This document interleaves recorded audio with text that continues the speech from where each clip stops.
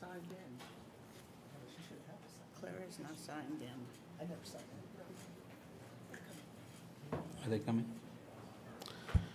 Here, call to order our joint meeting of the City Council, a successor agency to the Redevelopment Agency, Public Finance Authority, Public Utility Authority, Housing Authority, Paris Joint Powers Authority, and the Paris Community Economic Development Corporation of the City of Paris. This Tuesday, September 13th, 2022 at 6:31 p.m.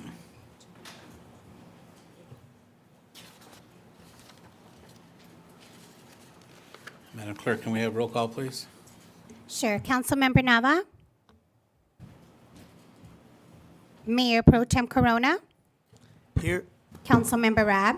Here. Councilmember Rogers? Here? Mayor Vargas? Present.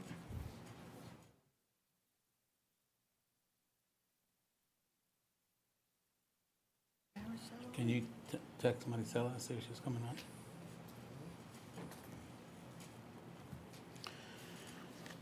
Okay, we are Zooming this meeting as well. I think we've heard enough of those rules for the last couple of years or so, but if you are on Zoom and you would wish to make a comment, just hit this raise hand button, and that'll indicate to our tech unit that you wish to make a comment. Item 3 is going to be our invocation, which will be led by Pastor Robert Mejia of the Living World Paris. Pastor, are you here? Very good. Come on up, sir. And if you can remain standing for item 4, which will be our Pledge of Allegiance, which will be led by Councilwoman Nava. If she's zooming in tonight, we'll see if she's connected by the time that time happens. So y'all please stand.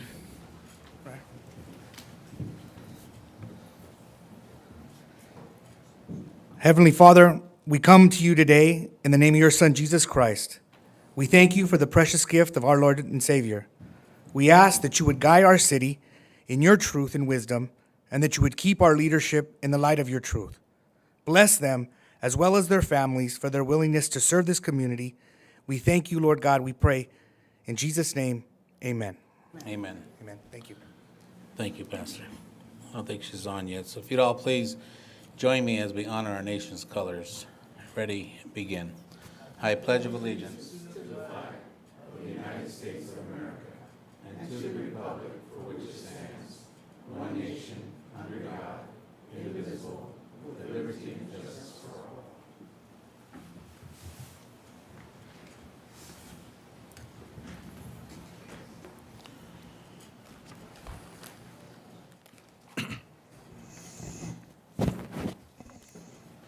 Item 5 is our report on closed session items. Mr. Dunn? Thank you, Mayor. The council was updated on the litigation items noted on the agenda, but no reportable action was taken tonight. Very good, thank you. I'm going to pause for a couple of minutes here, guys, see what's happening with our councilwoman. She is joining us on Zoom before we go into our presentations.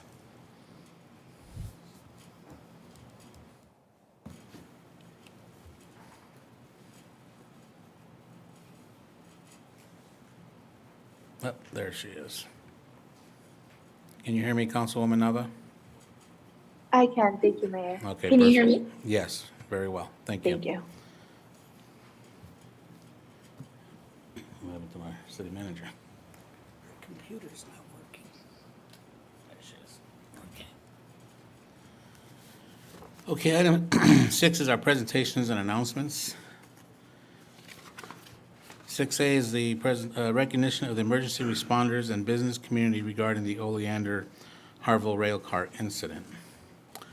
So, although this was a county incident, but in the unincorporated area of Paris, it's still our community. We still look at them as family because they do have a Paris residence. A lot of them think that they live in our city. And although, like I said, they are in the county, they still do have a Paris address. They come to Paris to eat, shop, go to school. So we consider them family. And I thought it was important that we bring in our first responders and including our business community as well. When this incident did happen, and I don't need to repeat all those details, we've watched it dearly for a few days. It's just amazing to see, and as myself, a first responder for 30 years, when they come together on an incident and put their talent together to resolve a situation and make it safe for the community is extraordinary to see it happen. And then to see our community business partners come together and assist, whether it's a private business or a school district, but everybody came together in one unity to keep this community safe. And I thought it was important, and I knew my colleagues on the council would join me as well, that we need to acknowledge all our first responders and business community. So we're going to step down. I'm going to call out all the individuals per the agencies that were involved. There will be a couple of personal ones issued, and then at the end, we will take a big photo with everybody in the council. I only charge $5 a head, so it's not expensive. Okay, so we will step down.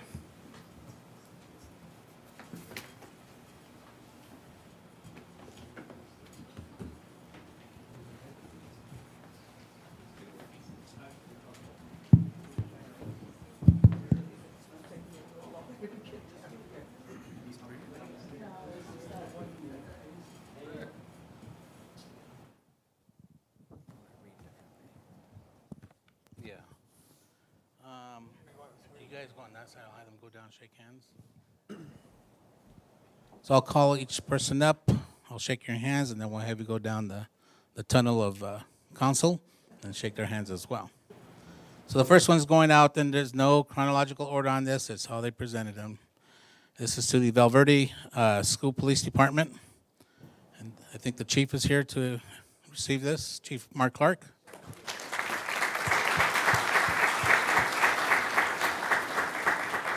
So for the first responders, I'll read what says on their certificate. I don't have to repeat all of them. But the mayor and the city council hereby recognize the Valverde School Police Department for their commitment to the Meade Valley community in times of emergency. During the Oleander hazmat incident beginning Thursday, August 11th, 2022. Your contributions and effort, why are you so tall? Thank you. Your contributions and efforts are felt throughout this entire Paris community, and we are grateful for your assistance during this unprecedented incident. Thank you for your courage, perseverance, and dedication to ensure the safety of the community in their time of need.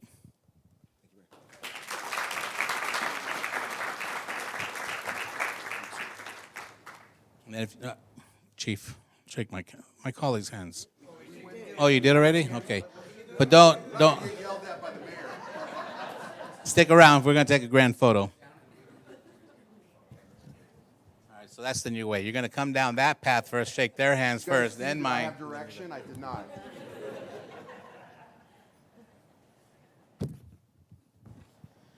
Okay, this next one goes to a community business partner, Altura Credit Union.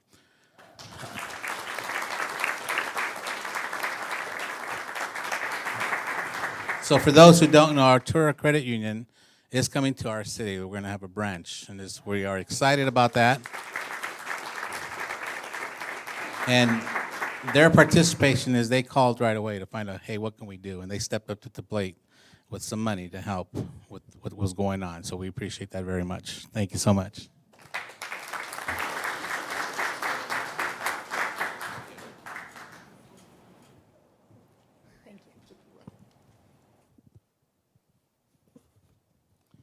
Riverside County Sheriff's Parish Station.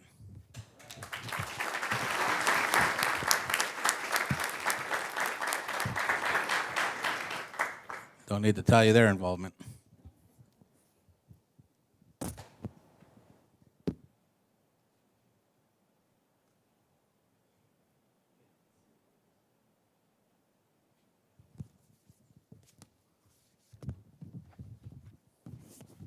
Paris Union High School District. Now, Paris Union, come on, they stepped up to the plate and provided the shelter. Pinacati Middle School, they opened that school up to have the emergency shelter there.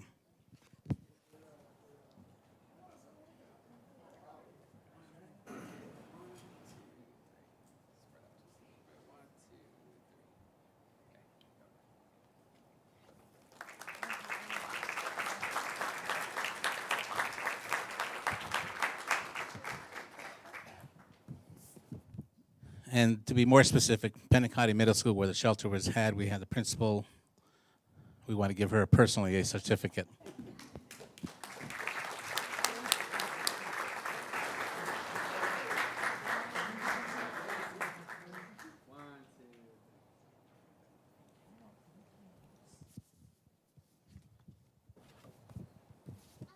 Cal Fire, Riverside.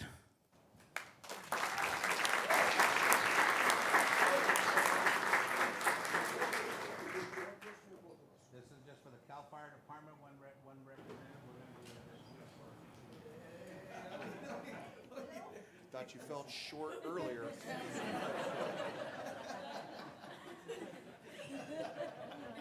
I got my lifts on, I knew I was gonna see it.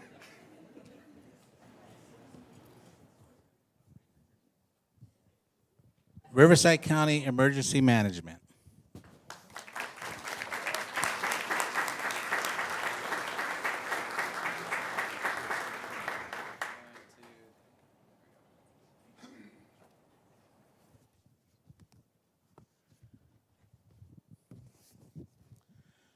And most commonly, Chick-fil-A.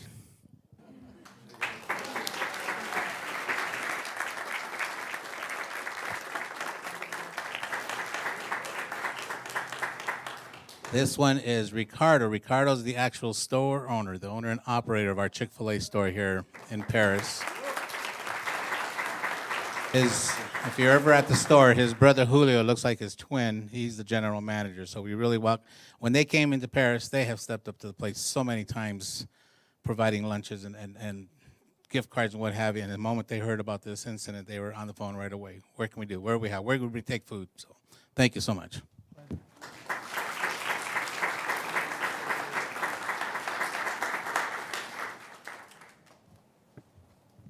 So staff directed him to my house. Okay. Division 4, Chief Jesse Park. Now the man gets going.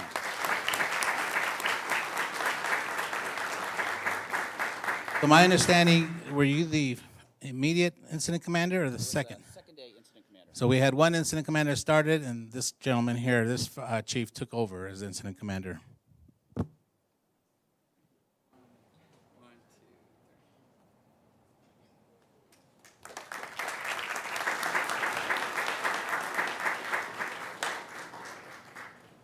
Division 3, Chief John Crater, who was the first incident commander. And you're accepting.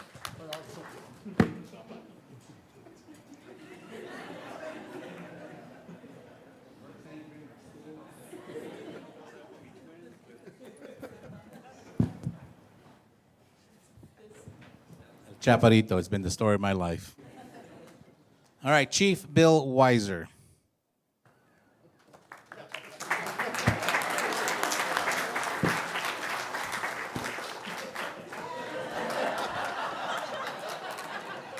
Smart man. I appreciate that. Hey, it's not funny.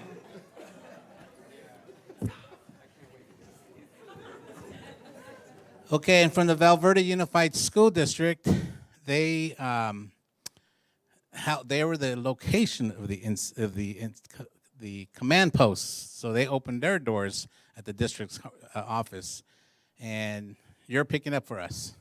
All right, and you are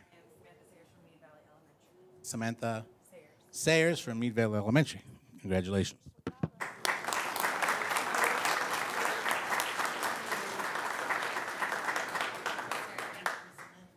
Okay, I think that's it. Oh, sorry.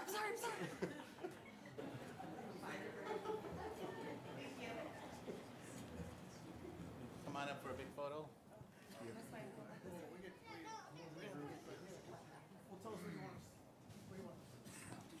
We're just gonna have to spread out here. We're in the rest next to it. So let's put the council right here in the middle, and then just fill in where. Yes, ma'am. So he's down that. He needs to stand as far in the back as he can. You get pretty tall, sir. Oh, I think you were with us. I think we were with us. So your teacher? Scoot in a little bit this way. We'll come this way. Like three of us went to Penny College with the other ones on the shoes. There.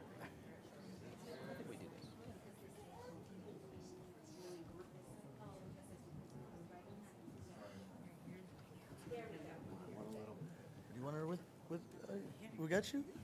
You went all the way around. You went all the way around. Where's Nika? Right here. All right, here we go. All right, everybody, on three. 1, 2, 3, 4, 5. One more camera. This one's for the Paris Enterprise.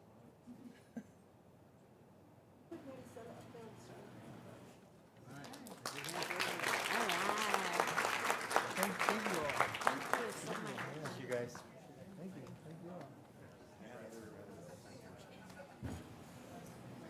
Yeah, thank you. Guess we'll leave this here. Hey, thank you. Good seeing you. Good seeing you. Aren't they gonna talk though?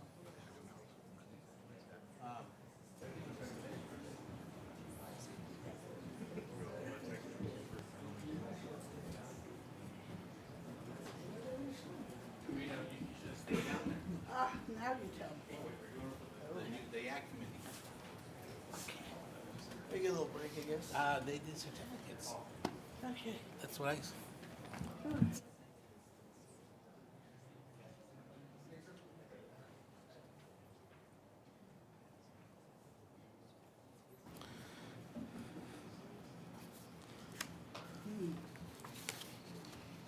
I'll wait a couple of minutes for the hall to clear.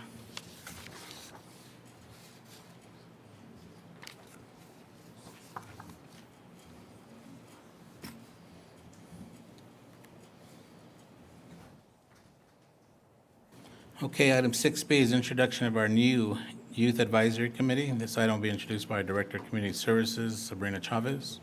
Good evening, Honorable Mayor, members of the City Council. I'd like to introduce Senior Recreation Coordinator Juan Rodriguez to present this item. Thank you.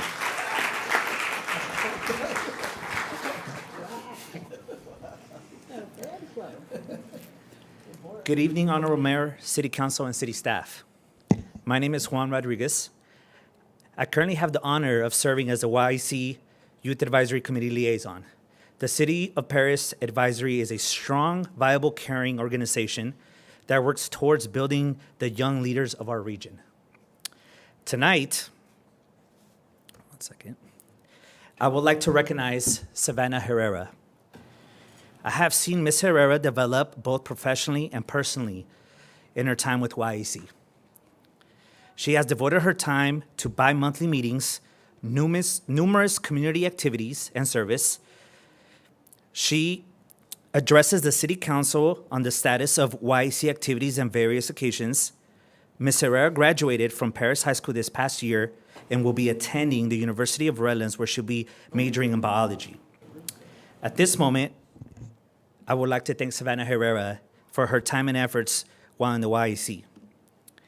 Although Savannah could not be here today, we wish nothing but the best for her future endeavors.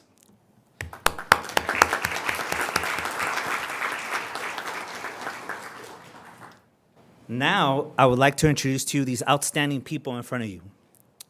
They have vowed to devote time and effort to serving their city, taking the time out of their hectic schedules to raise awareness and provide resources for the local youth community.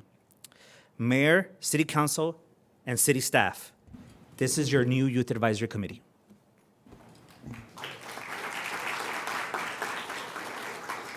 Hi, I'm Amy Reynoso. I attend Orange Vista. I'm currently a freshman, and I will be representing as a member.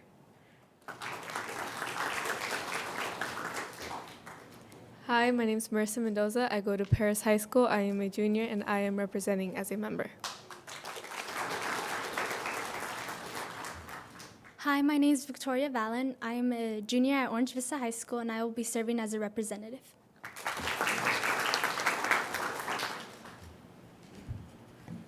Hi, my name is Noah Estrada. I am a senior at Paris High School, and I'll be serving as a representative.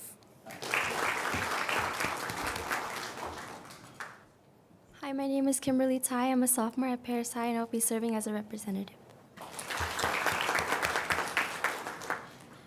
Good evening. My name is Heidi Guillen, and I am attending Orange Vista High School as a sophomore and will be representing as a member.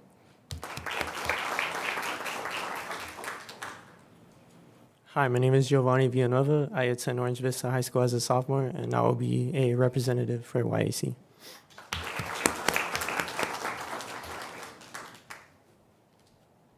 Hi, my name is Brianna Marin. I'm a senior at CMI, and I'll be serving as a representative. Did she say Vanna White? Brianna. Brianna. Hi, my name is Mireya Estrada. I am a sophomore at Paris High, and I will be serving as a historian.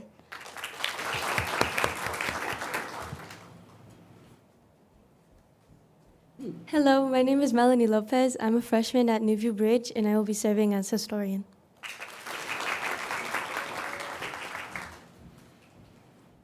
Hi, I'm Yaneli Torres Perez. I'm a junior at Paris High School, and I'll be serving as secretary.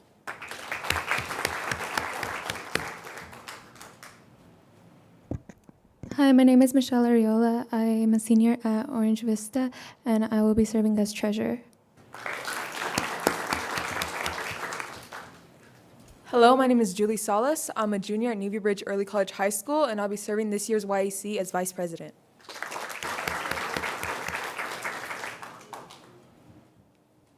Hello, my name is Jasmine Lamelia, and I am a senior at Paris High School, and I'm also serving as this year's YEC's vice president.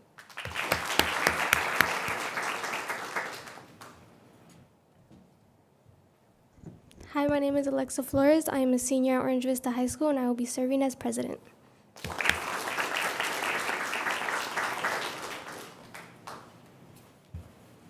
Now I would like to invite the mayor and city council down for the certificate presentation. Sure. Can I have a raise of hands? How many parents are here? Great. I want to thank you for your support for being here with your child. I know it takes a lot of time from home, whether you're making dinner, watching other kids, coming from work. Without the support from the parents, a lot of these kids can't do a lot of things that they're doing. So I really do appreciate you as a parent and a grandparent now myself. But thank you for being here this evening. I'll only charge you $2.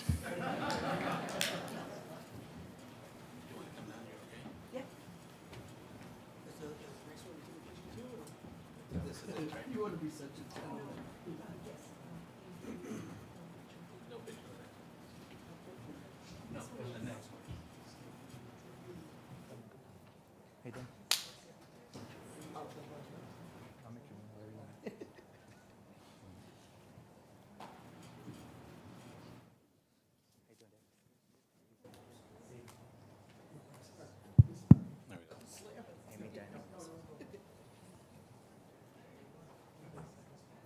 Amy Diana Reynoso.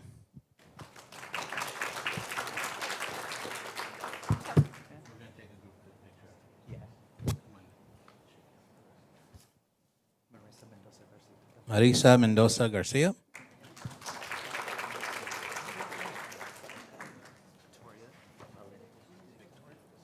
Victoria Isabel Valin.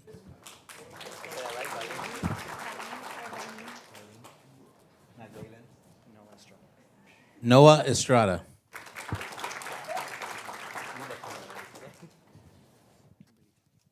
Kimberly Tai.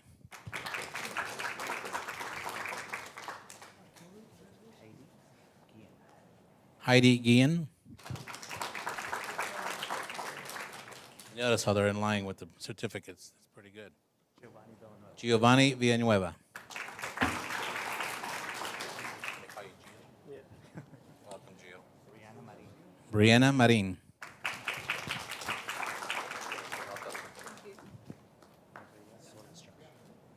Mireya Sol Estrada.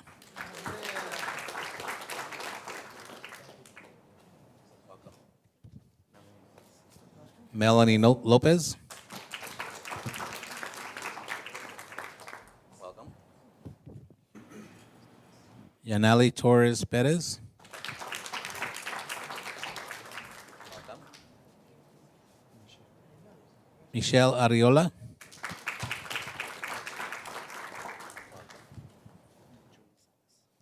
Julie Salas. Welcome. Jasmine Elena Lomeli.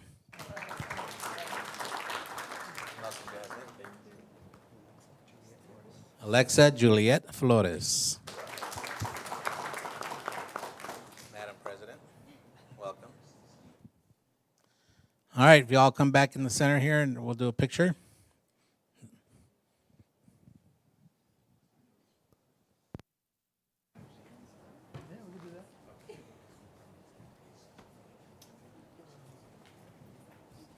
Get a mix. Serena, take charge here. Awesome. Can I get a second row? So my tall people, like, no, yeah, second row. Is it you? Here, just come back just a little bit. You're too tall. You're too tall. In that second row back there. If you don't see me, I don't see you. Good job. Wonderful. Thank you. So this corner is kind of like bunched up there. There we go. Don't worry, parents, we'll let you take pictures up here. All right, here we go. Everybody got your hands up, don't cover your face. And we're smiling. Is that Julie? I didn't see your face, baby. There we go. Awesome. Here we go. Ready, 1, 2. Gorgeous. Stay there, stay there. Ready, 1, 2. One more, just hold and measure. And parent, sure. Everybody look to the right.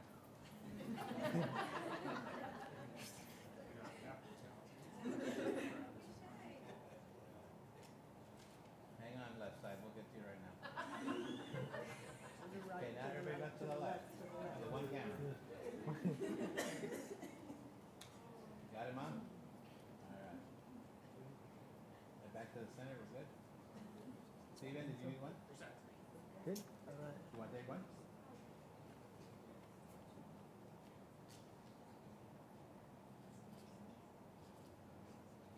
Good? Our time's your time, so. All right. Congratulations, everybody.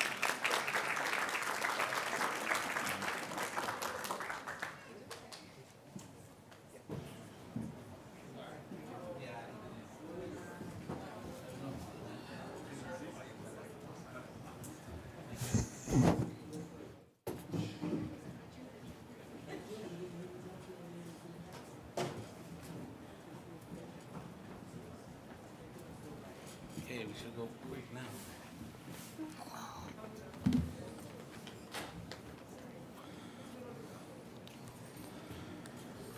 Okay, 6A is presentation by Eastern Municipal Water District regarding the drought tolerance. This item will be presented by Amanda Fine from the Eastern Municipal Water District. I didn't see Amanda here. Oh, there she is. Oh, and I'm Jeff not Amanda. Armstrong. No, you're not. No, you're not. Yeah, well, good evening, and Mayor and council members, thank you very much for allowing us to be here tonight.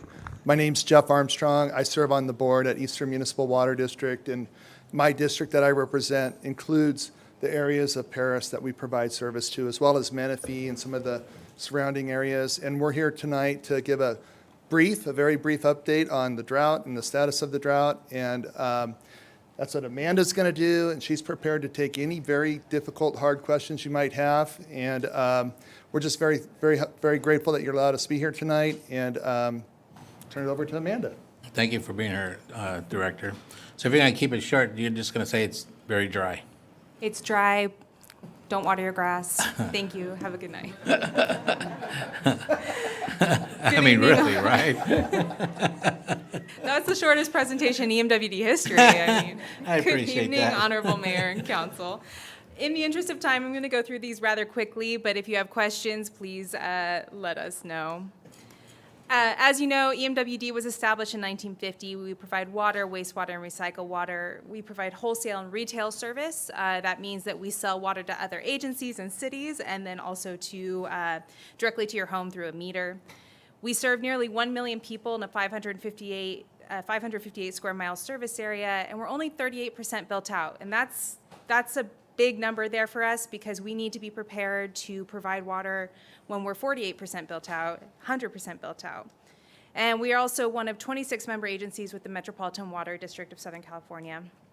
Quick snapshot of our service area. We are the easternmost Metropolitan Water District member agency, thus our name.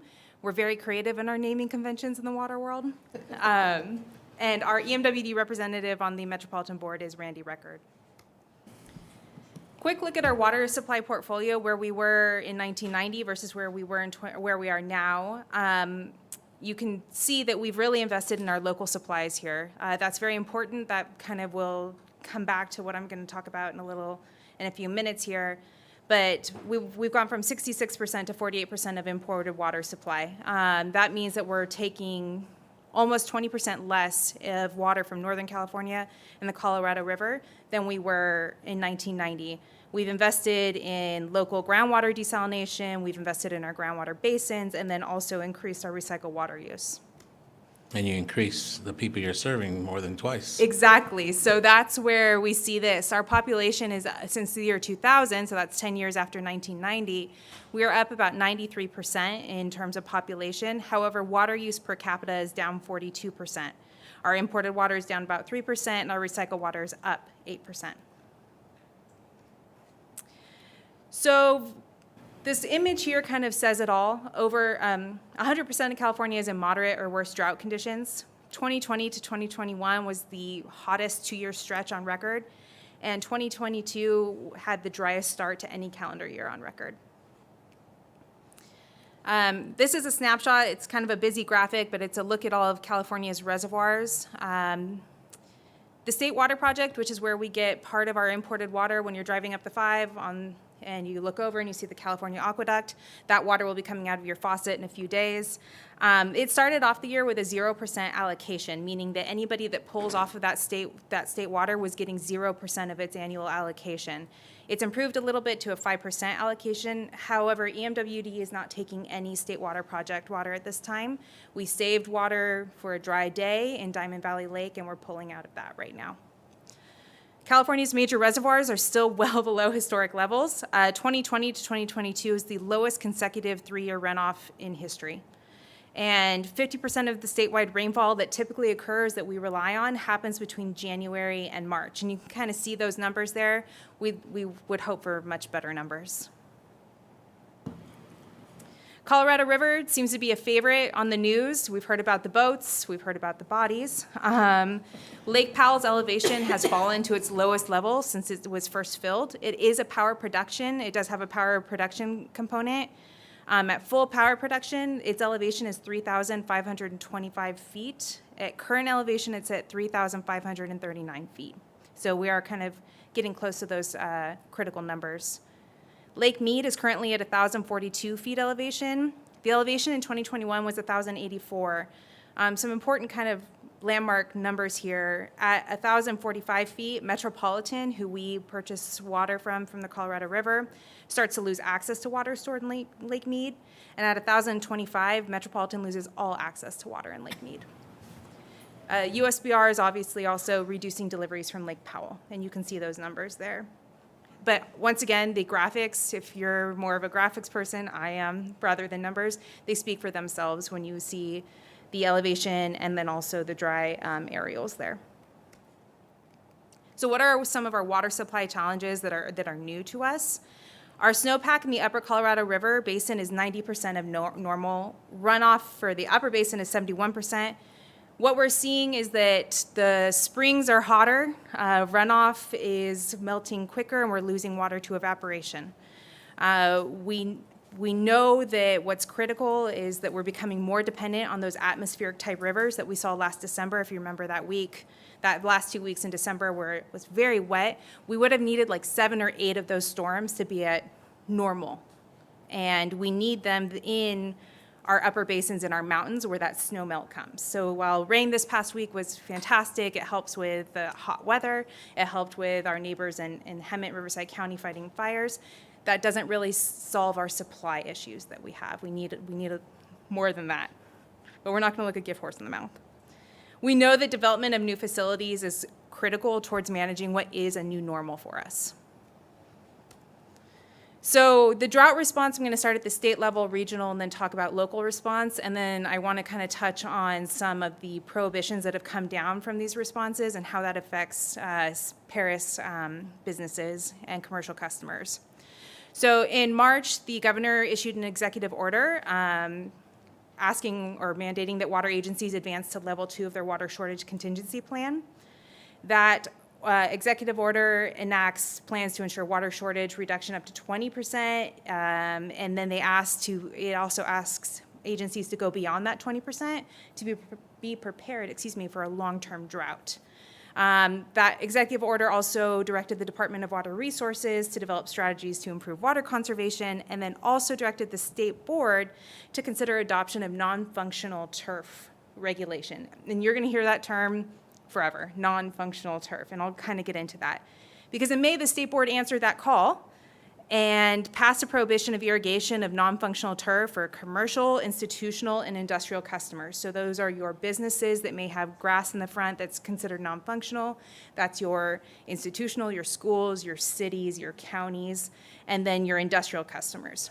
Non-functional turf is really defined as any kind of grass that is ornamental.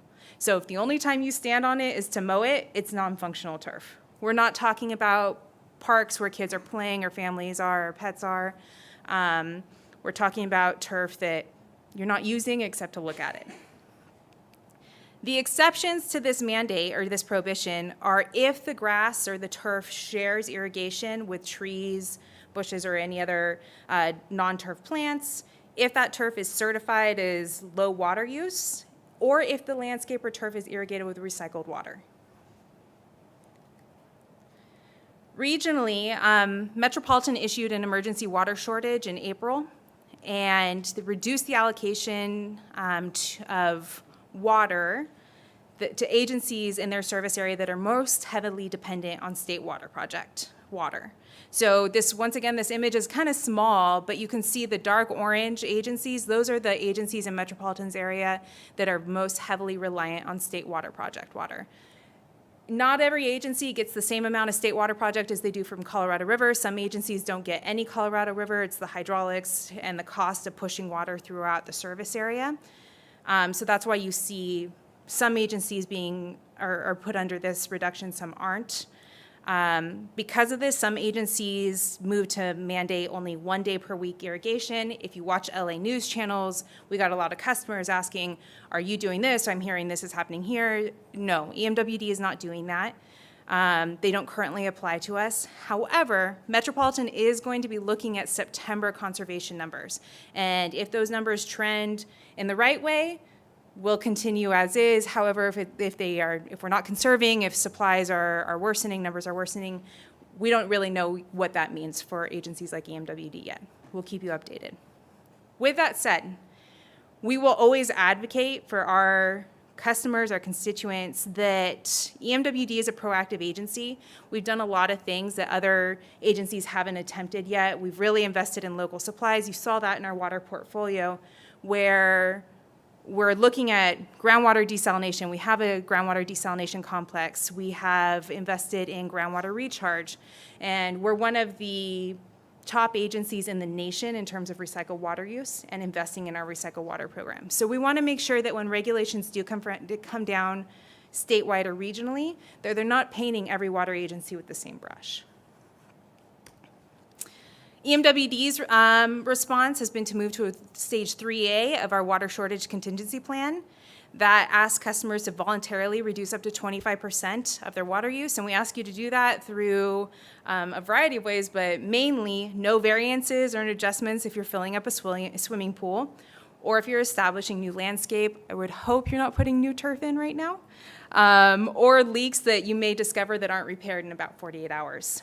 We've also upgraded our water usage billing system that includes water tracking capabilities. So if you're an EMWD customer, you can log into my account and see how you're using water by the hour. And maybe something isn't right, or you see a steady use of water somewhere that may indicate a leak. And then we also have programs and rebates, including our turf rebate program that offers up to $3 per square foot of turf that is removed. This program has been very successful for us over the last year. Our customers have removed millions of square feet of turf. So I mentioned the state board regulations in terms of non-functional turf for CII customers, not residential customers, but those commercial, institutional, and industrial.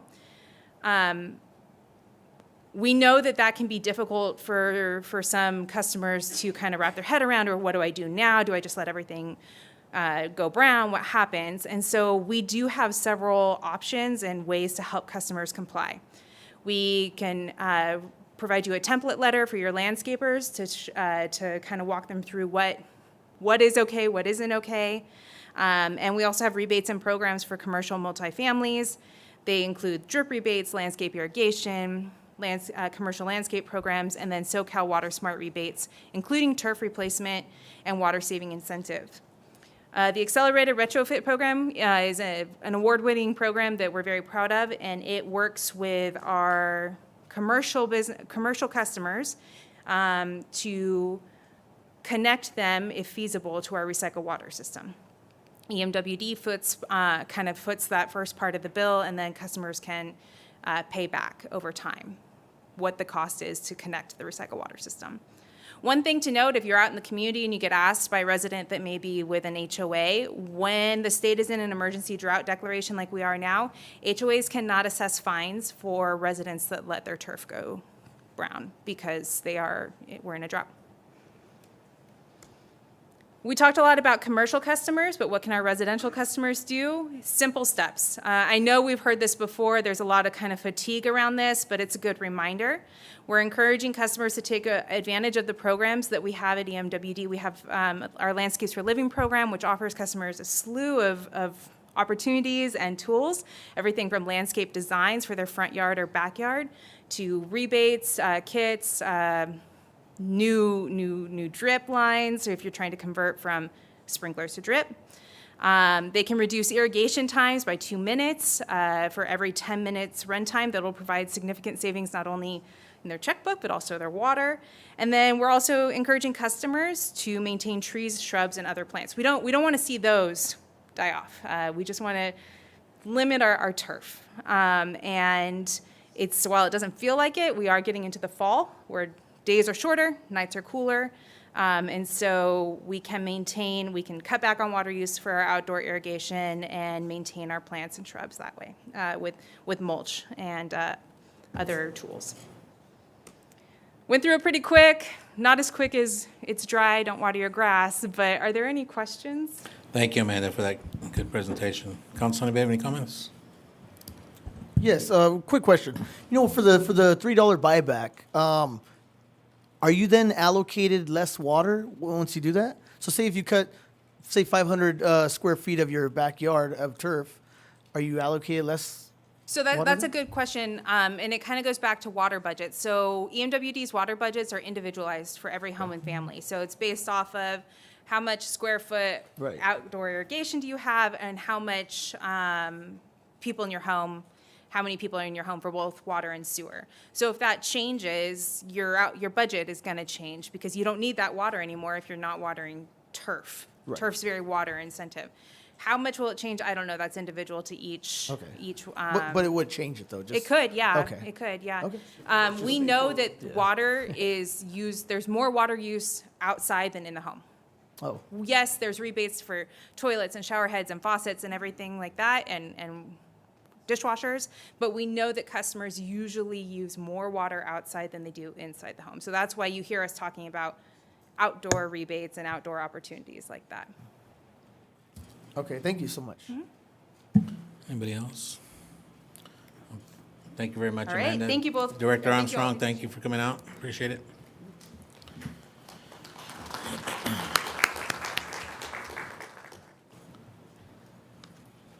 Okay, item 7 is our Youth Advisory Committee of Communications. There will be none this evening. Item 8 is our public comment citizen participation time. This is when any member of the committee. Is she here? Well, my paperwork here said none. Come on up, Madam President. She had her little paper ready. Yeah, she was ready for that. I'm sorry, but I'm following my script here. Honorable Mayor, members of the City Council, and city staff, good evening. I am honored to be YIC's 2022-2023 President, Alexa Flores. Tonight I will be providing an update on YIC's latest and upcoming events. To start, YIC led the Pledge of Allegiance at the recent Enchanted Hills grand opening on August 26th. We had an information booth there promoting YIC and our upcoming events and opportunities for community service. The event was a success. Moving ahead, YIC will participate in the End of Summer Splash on Friday, September 16th at Mercado Park. This is a great opportunity to give back to the community and for students to acquire community service hours. Finally, YEC would like to remind everyone to please follow us on social media at Paris YEC for more updates and upcoming events. For more information on YEC or any events discussed today, feel free to dial the Statler Youth Center at 951-435-7230, extension 400. YEC would like to remind everyone to stay safe and remain healthy. Thank you. Thank you, Madam President. Okay, moving to item 8 is our public comment. This is the time when members of the community can talk on anything that's not on the agenda. Madam Clerk, do you have any requests to speak? Yes, sir. Rob Mason.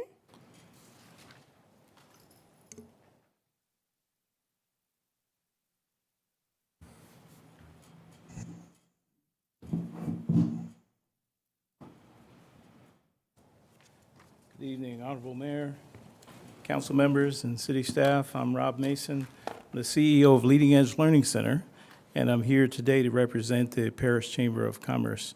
First of all, I'd like to say thanks to all of you who were able to come out on that memorable day of the Oleander, that Friday, and spend some time with us for the installation dinner. And that was another success, and we appreciate the extra effort to support small business. Tonight, I just wanted let you know about a few events that we're having, and just invite people, all of you and any of your staff and any members of the community that like to come out. We have a sidewalk vendor food truck permitting workshop on actually tomorrow, and that starts with at 2 p.m. So if there's people here who want to learn about food trucks and getting permitted to be able to sell legally, we encourage you to come on out and do that. This Thursday, we have a after 5 business mixer. Hope to see folks out there, and that's going to be at the American Legion, and we'll be starting promptly at 5:30.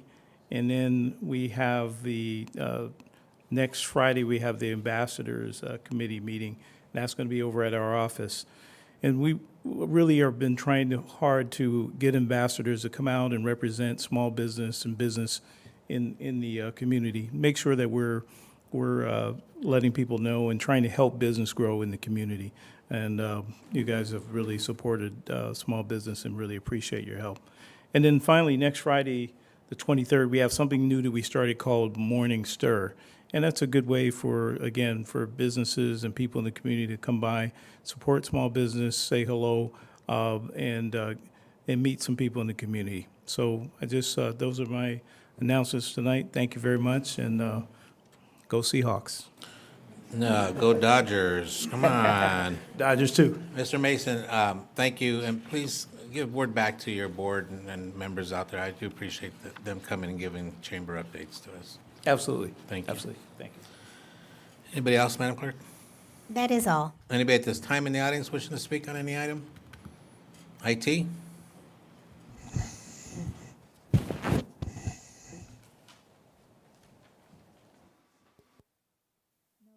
don't see no hands up on there. No, sir. Thank you. Okay, item 9 is approval of minutes. 9A is consideration to approve the minutes of the special joint meeting held August 24th, 2022, and the regular joint meeting held on August 30th, 2022, of the City Council, successor agency to the redevelopment agencies, and all the other entities as listed in our agenda. If there are no questions or comments, I'll entertain a motion to approve. We will do a roll call voting, Madam Clerk, since we have one out. I have a motion by Councilman Rabb, second by Councilwoman Rogers. Please call a roll call vote. Councilmember Nava. Yes. Mayor Pro Tem Corona. Yes. Councilmember Rabb. Yes. Councilmember Rogers. Yes. Mayor Vargas. Yes. 5-0, motion approved. Thank you. Item 10 is our consent calendar. Consent calendar items are normally enacted in one motion. The mayor or city council may remove a consent calendar item for a separate action. There will be public comment, and I'll allow up to 3 minutes. Is there any requests to speak on any of these items? No, sir. Okay, IT? No, sir. Okay. Council, anybody want to pull anything for further discussion or make any comments?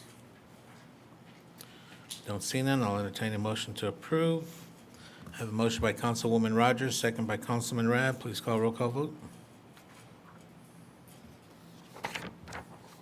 Councilmember Nava? Yes. Mayor Pro Tem Corona? Yes. Councilmember Rab? Yes. Councilmember Rogers? Yes. Mayor Vargas? Yes. 5-0, motion approved. Thank you. Item 11 are public hearings.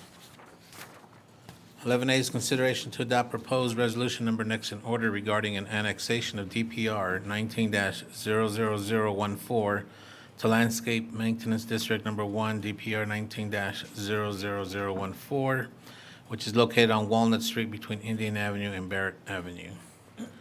This item will be introduced by our city engineer, Mr. Stuart McKibben.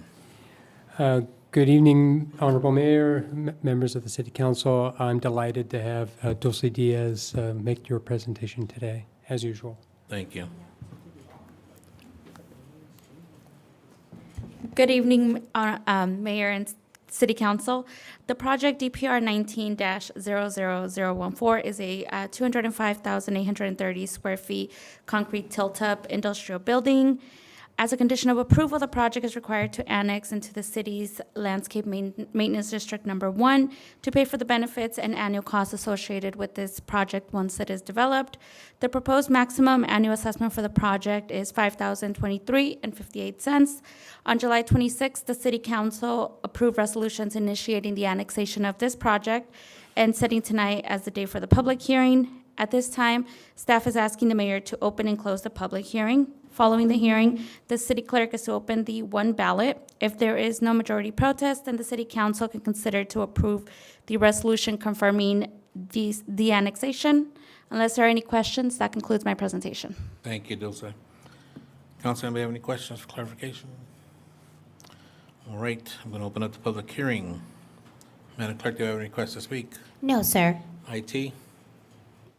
No, sir. Very good. I will close the public hearing. Ask the city clerk to open up the ballot.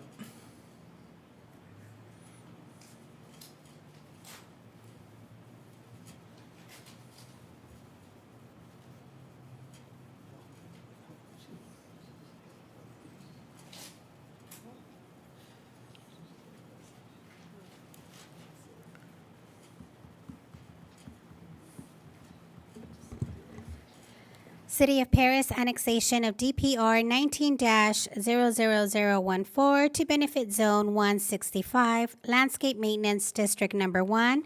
The ballot is marked yes. Thank you. Okay, at this time, I'll entertain a motion on the resolution. I have a motion by Councilwoman Rogers, second by Mayor Pro Tem Corona. Please call roll call vote. Councilmember Nava? Yes. Mayor Pro Tem Corona? Yes. Councilmember Rab? Yes. Councilmember Rogers? Mayor Vargas? Yes. 5-0, motion approved. Thank you. 11B is consideration to adopt proposed resolution number next in order regarding annexation of DPR 19-00014 to the Community Facilities District, CFD 2001-3. This is the North Paris Public Safety District. Annexation number 49, DPR 19-00014 is located on Walnut Street between Indian Avenue and Barrett Avenue. This will be proposed again, or introduced again by Dulce Diaz. Honorable Mayor and Council members, this is the same project that I previously presented. As well, at the meeting on July 26, 2022, the City Council adopted a resolution of intention declaring the intention to annex the territory into CFD 2001-3. Therefore, we request that the city open the public hearing for the annexation. If there are no protests, adopt a resolution calling for a special election.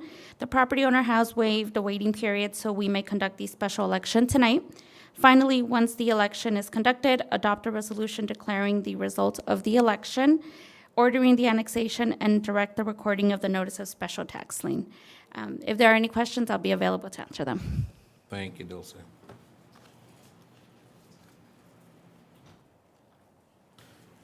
Council, anybody have any comments or questions?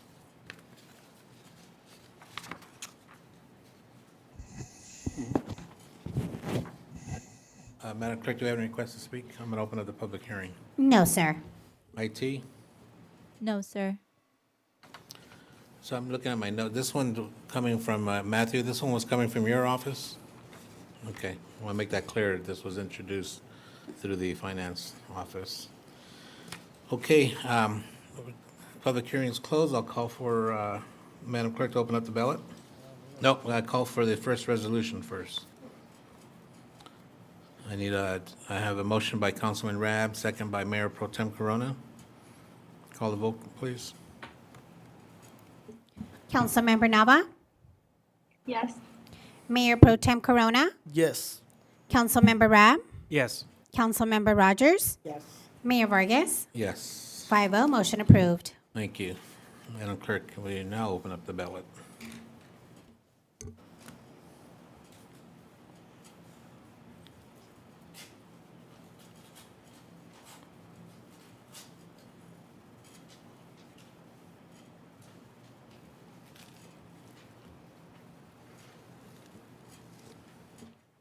Community Facilities District Number 2001-3, North Paris Public Safety of the City of Paris.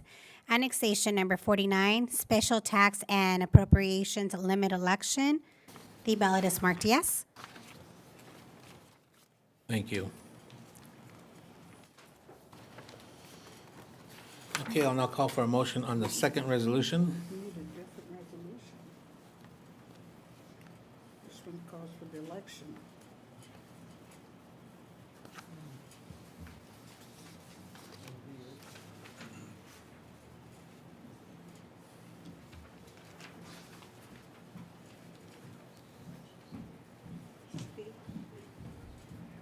We need another resolution.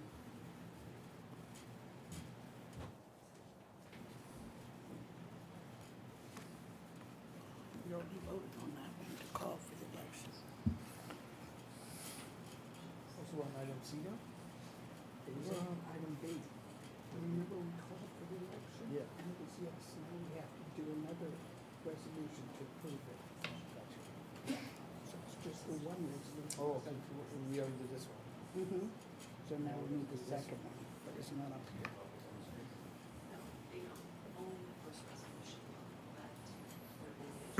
Yeah. All right, Mayor, members of the council, on item B, there are two resolutions noted on the agenda. One is calling the election. That's what's on the screen before you.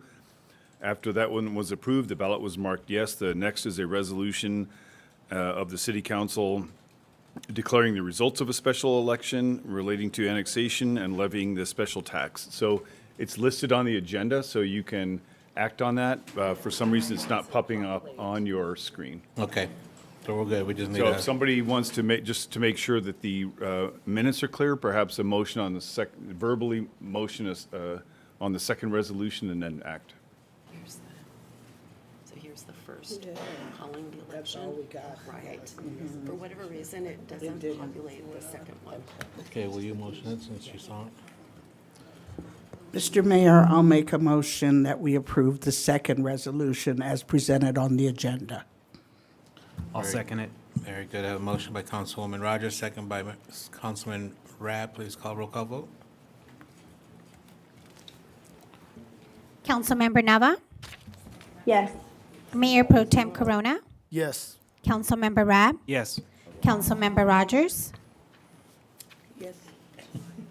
Mayor Vargas? Yes, 5-0, motion approved. thank you. 11C is consideration to adopt proposed resolution number next in order regarding annexation of DPR 19-00014 to Community Facilities District, CFD 2018-02, which is the Public Services District, annexation number 11. This is located on the Walnut Street between Indian Avenue and Barrett Avenue. Same thing. Same thing, just a different CFD. This will be introduced by Director of Finance Matthew Schenk. Thank you, Honorable Mayor and members of the council. This too will be presented by Dulce Diaz. Thank you. Mayor and council members, this annexation into CFD 2018-02 is for the same project I previously presented. We request that City Council follow the same procedure as the previous item. Thank you. And just for the record, folks that are watching, I know this is redundant, but these are community facility districts. These are taxes that are levied onto our businesses, and there are different CFDs. They're all numbered different, and we have to go through these proceedings. So I know it seems like we're rubber stamping here, but it's just procedures we have to go through. Okay, so I'm going to open, if no one has any comments on this, I'm going to open up the public hearing. Madam Clerk, do we have any requests to speak? No, sir. IT? No, sir. Thank you. We will close the public hearing. I'll call for a motion on the first reading. I have a motion by Councilman Rogers, second by Councilman Rab. Please call a roll call vote. Councilmember Nava? Yes. Mayor Pro Tem Corona? Yes. Councilmember Rabb? Yes. Councilmember Rogers? Yes. Mayor Vargas? Yes, 5-0, motion approved. thank you. Madam Clerk, can you open the ballot, please?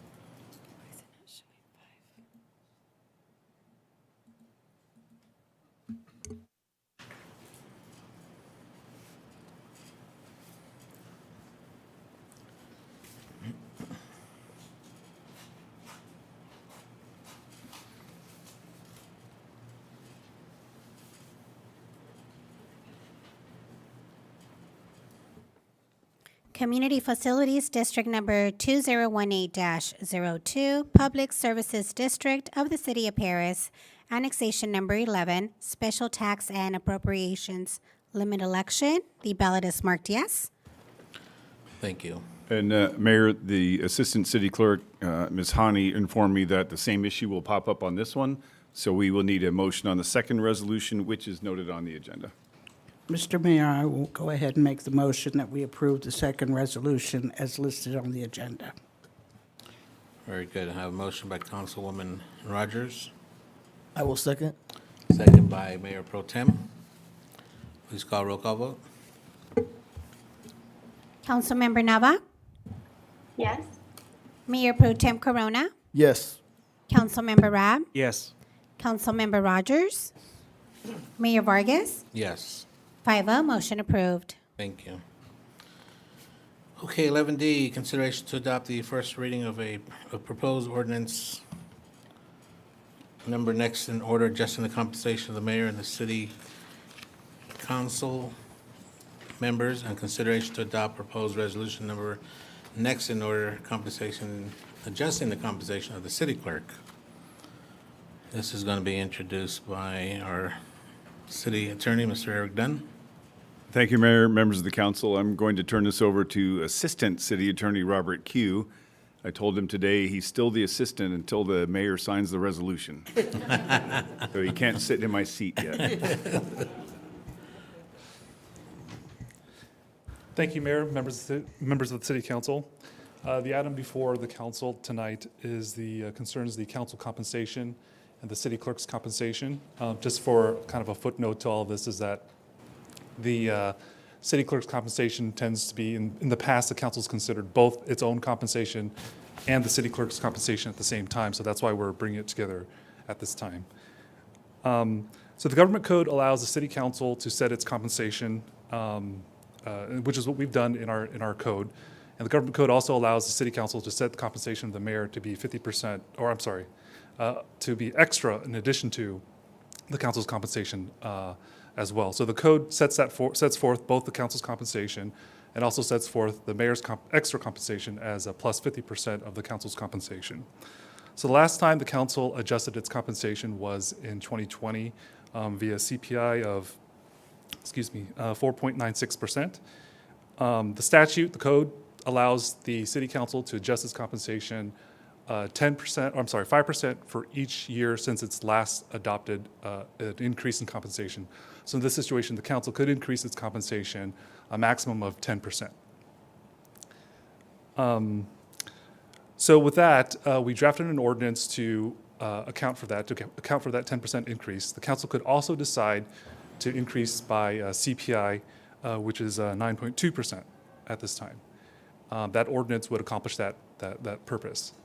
Secondarily, the city clerk's compensation is set by resolution, which we've also included a resolution in the staff report as well, indicating that, it's blank right now, so it allows the council to adjust the compensation to whatever amount the council would like to. I would note that the clerk's compensation right now is the based monthly compensation that the council receives at this time. So at this time, what we're asking the council is to consider the ordinance and the resolution and provide direction on what compensation it would, or what percentage, the 10% statutory maximum or the 9.2% CPI adjustment for the council compensation, in addition for the clerk's compensation as well. And with that, that concludes my report. And I would also note that the staff report indicates, has a table indicating the current compensation amounts, the 10% adjustment, and the CPI adjustment as well.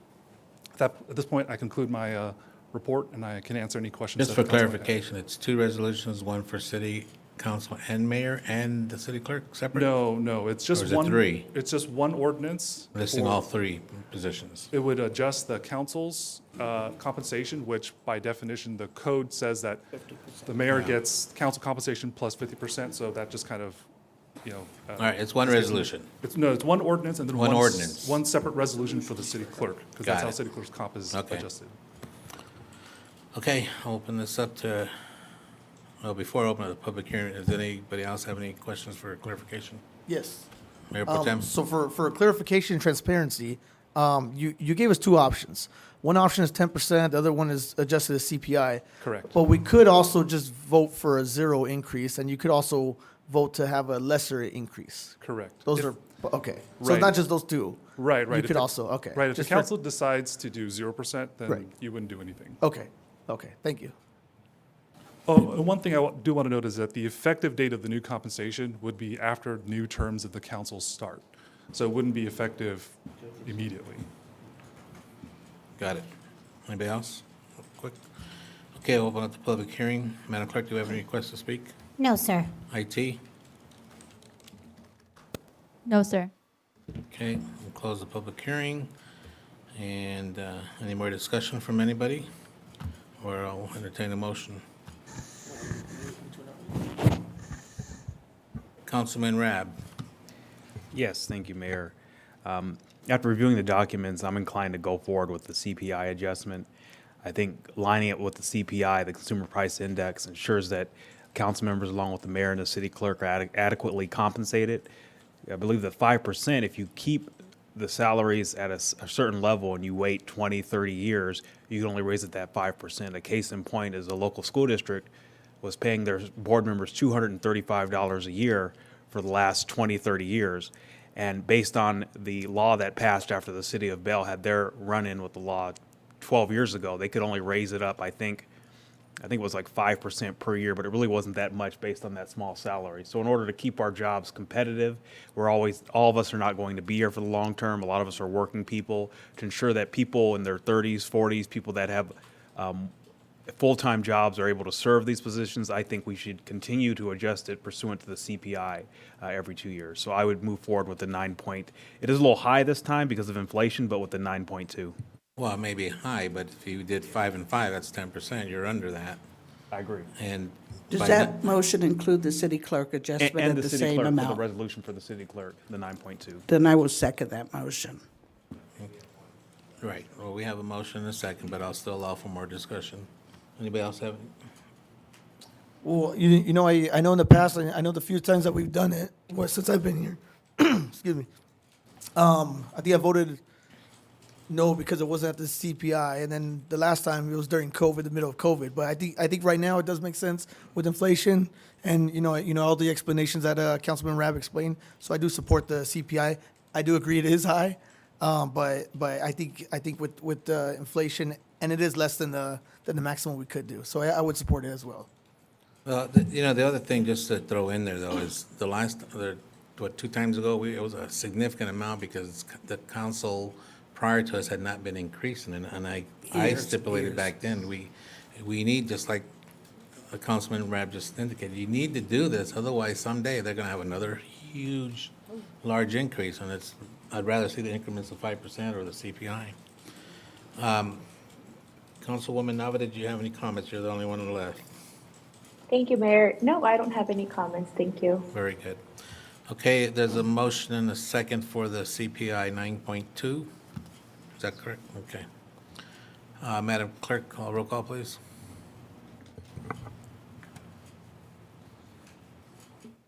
Councilmember Nava, Yes. Mayor Pro Tem Corona, Yes. Councilmember Rabb, Yes. Councilmember Rogers, Yes. Mayor Vargas. Yes. 5-0, motion approved. Thank you. Item 12, business items not requiring a public hearing. 12A is consideration to approve the updated amounts of the American Rescue Plan Act, also known as ARPA funds. This will be introduced by Director of Finance, Mr. Matthew Schenk. Thank you, Honorable Mayor and members of the council. Tonight, I will be giving you a status report of the American Rescue Plan Act of 2021, also known as ARPA. I'll be given a brief history of ARPA with some background information. I'll be given a summary of the ARPA reallocations that are specific to this business item tonight, that are much more specific within the packet than what I'll be presenting. I'll also be given an update on the remaining balances to be spent. So just a little bit of history. The American Rescue Plan Act was signed March 11, 2021 by President Biden.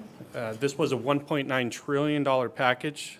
Two main goals were to combat COVID-19 pandemic, as well as reinvigorate the economy.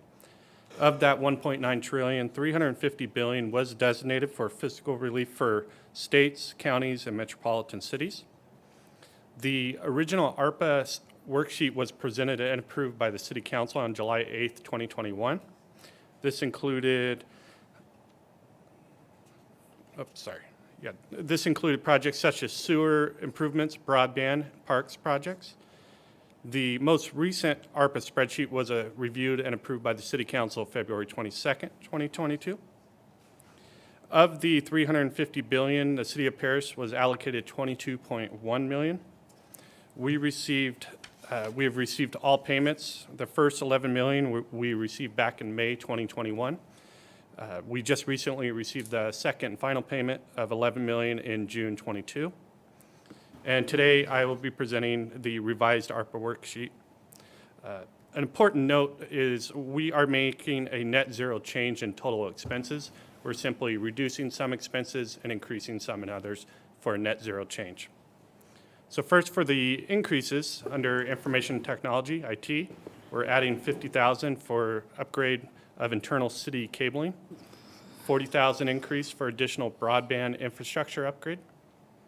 Under community services, we're adding $225,000 for the Paris Green City Farms, $567,000 for the Copper Creek Park improvement. Next, where this money is coming from, Public Works, we're decreasing $353,000 from sewer repairs. And under community services, we're reducing $484,000 from early childhood classroom and $44,000 from Mercado Park improvement. This is a list of expenditures by fund as of June 30, 2022. You see in each fund, the top number you see is expenditure to date with the remaining balance underneath. The backfill general fund, you can see we've spent $2.9 million. Public Works, about $288,000. IT, about $185,000. Economic Development, $522,000. And Community Services of just over $1 million. You may notice the last three lines there do have significant remaining balances. However, recently, Finance has met with all the other directors and departments to ensure that these projects are on time, the monies are going to be spent before the deadline of December 31, 2024. So in final, as I just mentioned, our deadline is December 31st, 24. We have spent $5 million, roughly 23% of the total $22 million that we need to spend. And so we have a balance remaining of $17 million. And that concludes my presentation.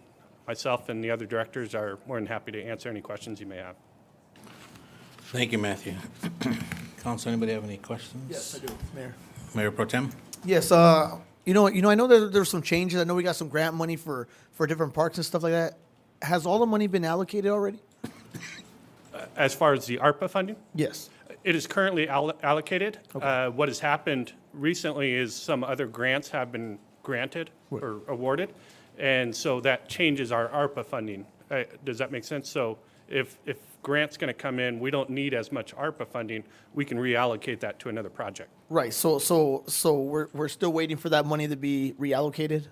No, everything's fully allocated Okay. right now. Gotcha. Yes. Thank you. There's nothing left.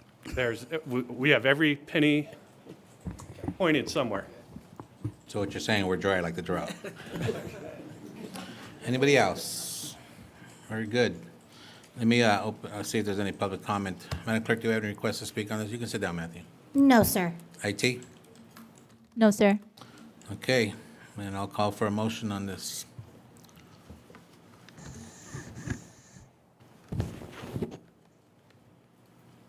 Motion by Councilwoman Rogers, second by Councilman Rab. Please call roll call vote. Councilmember Nava? Yes. Mayor Pro Tem Corona? Yes. Councilmember Rab? Yes. Councilmember Rogers? Yes. Mayor Vargas? Yes, 5-0, motion approved. very good. Okay, item 13 is our council communications. Councilwoman Nava? Thank you, Mayor. At the moment, I don't have anything to report out. Thanks. Very good, thank you. Councilwoman Rogers? Ditto. Very good. All right, go Dodgers. Councilman Rab? I'll keep moving, nothing to report. Excellent. I hate to ask. Oh, Mayor come Pro on. Tem. I'll be brief. You know what? With the recent rain, I'm sure we were all pleased with it. Especially when we get summer rain, it does bring one consequence, especially in the south, that we get a rise of mosquitoes. So if I could direct staff to work with flood control to work on that issue, to make sure it doesn't become a major problem in the next couple of weeks, as there's still pools of water out there, and then the mosquitoes have a place. And I also want to direct staff to explore potential taxation methods for warehouses to mitigate impacts, similar to what Redlands and Pomona have measures currently coming up on the ballot. Thank you. Okay, caught me off guard. I can't go ditto, but I just have one comment, and I would assume some of the council would be on board with me on this one. I would assume, but I get a lot of complaints after hours when it comes to issues regarding code enforcement, meaning enforcement. There's no enforcement once 3, 4 o'clock comes, whenever they shut the doors. And I'm assuming because they are an enforcement entity, they should be working beyond just Monday through Friday, 7 to 4, whatever their hours are. So if we can give us a report on that and see if we're able to. So I know they do, every once in a while, they do a weekend, I can't think of the word I want to use, but a special enforcement type thing, but we need something more uniform to combat these issues that are happening, say, on Friday nights and on weekends and what have you. So we can just maybe look into that. Aside of that, that's all I have. We'll go to item 14, City Manager's Report. Thank you, Mayor. Good evening. I don't have much either, but I want to announce that the end of Summer Splash and Movies in the Park will take place this Friday, September 16th at 6 p.m. at Mercado Park. The feature movie will be Spider-Man: No Way Home. There will be games and raffle prizes. So this was rescheduled as a result of the rain last Friday. So hopefully you can attend. Thank you. Excellent. All right, takes us item 15 is our adjournment. Thank you, everyone, for participating this evening. Stay cool, dry. Have a good evening. We'll see you at our next meeting.